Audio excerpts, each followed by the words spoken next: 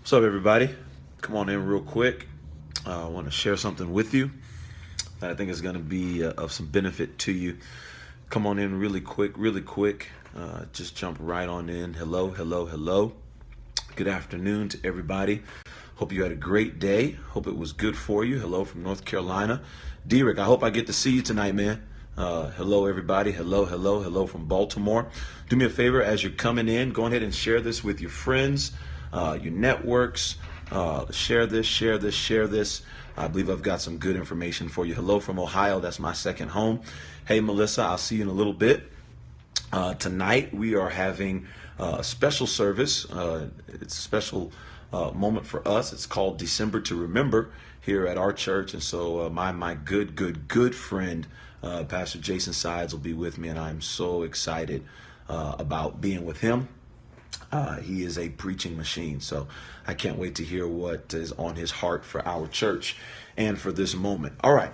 Do you remember growing up? Hey, my Anwar family, I love y'all very, very much. Elder Germain, I love you, man. Y'all follow Germain Brunson. He is the elder at the World Harvest Church in Columbus, Ohio. He's my brother, and I love him very much. I will definitely periscope some of Pastor Jason tonight. I promise you I will, for everybody that can. It'll also be streaming live, so I'll post that link in case you want to catch it as well. Michael, good to see you, man. When I was younger, my older brother, and I'm sure all of you can attest to this, but my older brother was much bigger than me growing up. He's just a big guy. He's strong, broad shoulders, muscles. He's just a really big guy. My brother was 6'3" in the 8th grade.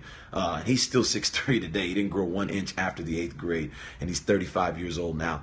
But my older brother, when I was growing up, would take my hand. When my brother felt like he would take my hand, and he would make me slap myself. And the thing he would always tell me is, "Why are you hitting yourself? Why are you hitting yourself?" And I would be so confused. I'm like, dude, are you kidding me?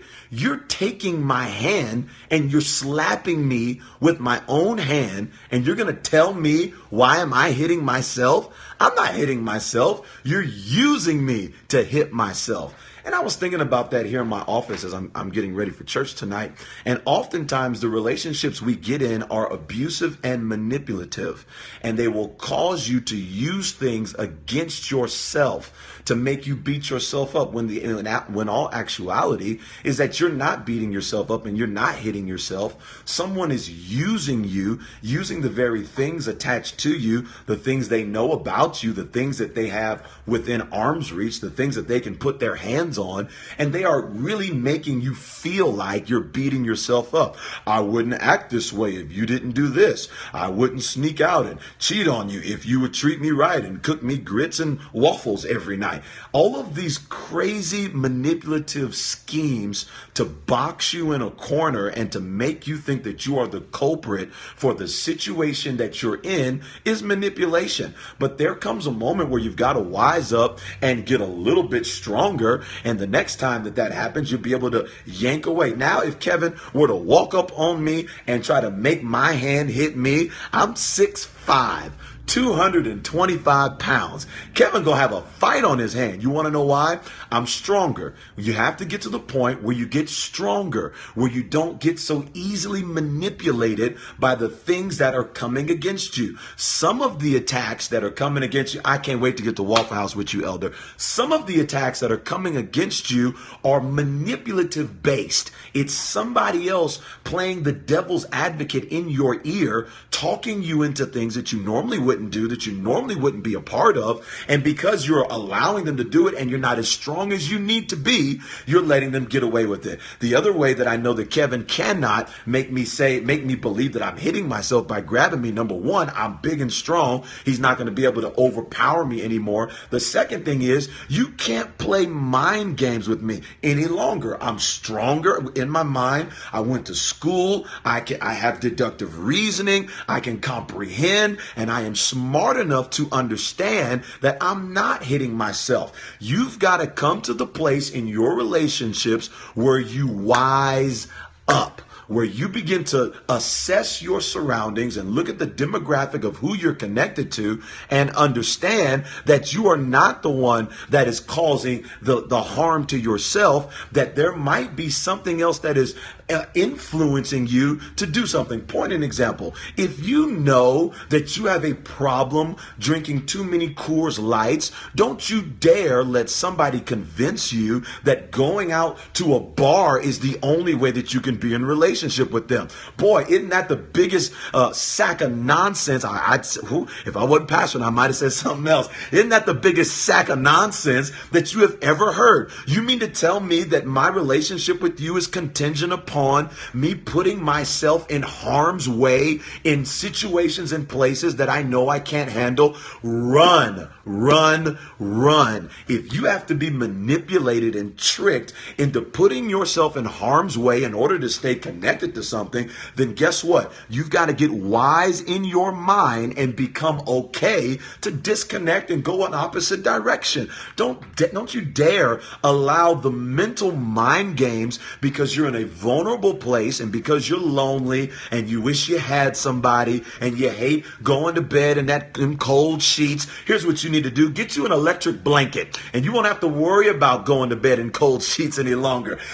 Listen, you might want to sleep with that electric blanket on you than some old dead, dried up, confused man trying to make you do things that you know you never would. So number one, Kevin can't make me slap myself because I'm too strong for that now. Kevin can't convince me that I'm slapping myself because I'm wiser than that now. And the last point is he can't make me think that I'm slapping myself because I don't put myself in a position where he can get his hands around me. Now, before I go any further, I love my older brother. He's my biggest hero in the world. I'm just preaching about him today. And oftentimes when I would come home from school, I would be laying in a position where Kevin could sneak up behind me and just grab my arms and I couldn't move. You've got to position yourself not to be in harm's way. 90% of the stuff that we go through is all because we're positioned wrong. We're in the wrong place at the wrong time doing the wrong thing. The Bible says, and I know y'all may not want to hear this, but the Bible says that when kings go to war, David was on a rooftop. Well, if kings go to war in the springtime, David, what are you doing on the rooftop? If you would have been in the right position at the right time, a family wouldn't have been destroyed. You wouldn't have raped a man's wife. You wouldn't have had him murdered, and your firstborn son wouldn't have been killed. Your entire life would have been turned around, and there was sorrow and hurt and pain that you would not have had to go through. Position yourself for the place of peace. Absolutely, Vegas Homes. Position yourself in the place of peace, and you will be able to avoid the manipulative schemes of self-inflicted wounds. How many times and how many people do you know that are going through self-inflicted wounds because they're in the wrong place at the wrong time? If you get where you're supposed to be when you're supposed to be there, you can avoid tons of turmoil and frustration and anything else that would cause you to fall by the wayside. So, here's the truth. Why are you hitting yourself? You can't play those games with me any longer. I'm too strong. I'm too smart. And I'm not going to put myself in a bad position where you can manipulate me into really believing I'm hitting myself. Because here's what manipulation does. Manipulation uses the vulnerability of the facts of your life. Man, if you was in Bible study, I'd make you write that down. Manipulation uses the vulnerability of the facts of your life. This is why manipulation can be believed at times when people are frustrated and deprived of what their expectations are. Manipulation uses the vulnerability of the facts of your life. Pastor Brandon, that don't make no sense. Here we go. Here is the vulnerability of the facts of my life. I have hands, and my hand was slapping myself. I was vulnerable. I didn't even see you walk up on me. I was in a place of ease. I was resting. I'm not strong enough to defend myself, and the wisdom of my mind really might make me believe that I'm hitting myself because of the vulnerability of the facts of my life. I am hitting myself. And some of us are really going through some very challenging times. Some of us are really going through some very difficult times. And we're not going to gloss over the facts of your life that it may be difficult right now. But just because you have the facts doesn't mean you have the truth. And the truth is, you don't have to be terrorized by a terrorist that is aggravating you and manipulating you into believing that what you're going through is self-inflicted because of what you've done and what you're doing. No, here's what we're going to do. We're going to wise up. We're going to take a couple of steps back from here on out, and we're going to assess relationships. We're going to assess job offers. We're going to assess things we're going to purchase. We will no longer be self-inflicting ourselves because of the euphoria of a moment. Now listen, I believe in great passion, and you can tell right now because I'm delivering with passion. I believe in passion. I believe running full speed ahead. I believe in being involved in something that is vibrant and vital. But in 2016, we have to have the wisdom, the unmatched wisdom of God, that if he gives us a yellow light, we slow down, and that if that red light shows up, we completely stop and not go one step further. Because if we continue in the patterns that we have been, then we will continue to reap all of the stuff that we've had. And I know I got it. Listen, there's about 200 people on there. I know I got at least 2 that don't want the same results that they got in 2015. They are looking for something different in 2016. The way you do it is you get stronger, you get wiser, you position yourself correctly, and you are aware of your surroundings. And you don't just allow anybody just to sneak up on you and try to put you in a move and in a hold and in a manipulative headlock to make you do whatever they want you to do. So that is my thought for the day, for the afternoon. I believe that in 2016, some people are about to make some decisions that are about to change their lives.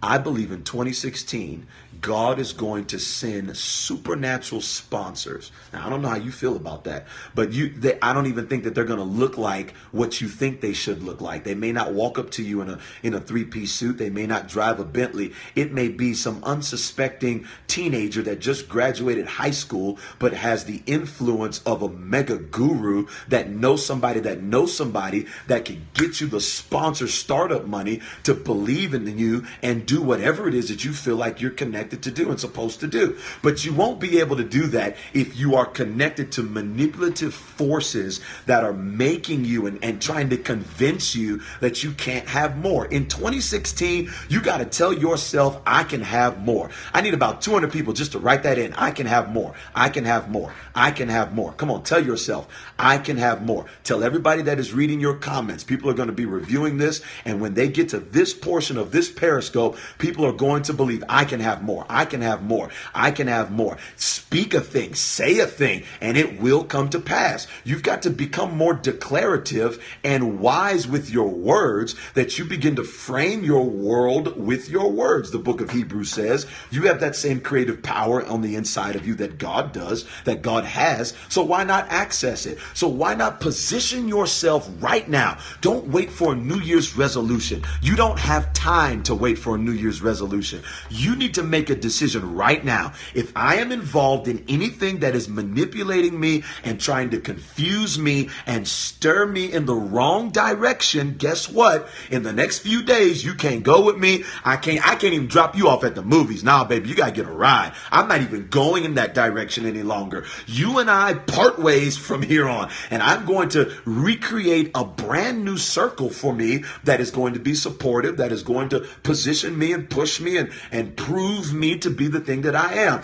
You all are too gifted, too talented to be twiddling your thumbs behind a desk in a cubicle your entire life. But if you stay in the manipulative thought pattern that this is all you can be because you got a GED, who cares? You can do more, you can be more, you can experience more, but the only way you're going to do it is if you wise up, if you get stronger, and if you position yourself to be connected to things that are not manipulative. Guess what? Substance abuse is manipulative. Is it a sin to drink wine? No, drink your wine. I'm not coming against you and I'm not condemning you. But the moment you let that thing alter your mind, you are now under the manipulative power of Bud Light. Smoking weed. Y'all not going to like me today, but smoking smoking, if it alters your mind, you now come under the manipulative power of the substance. So some of y'all need to kick the bottle, throw the joint out, get rid of the syringe, whatever it is. Let deliverance come to you in a very real and supernatural and powerful way.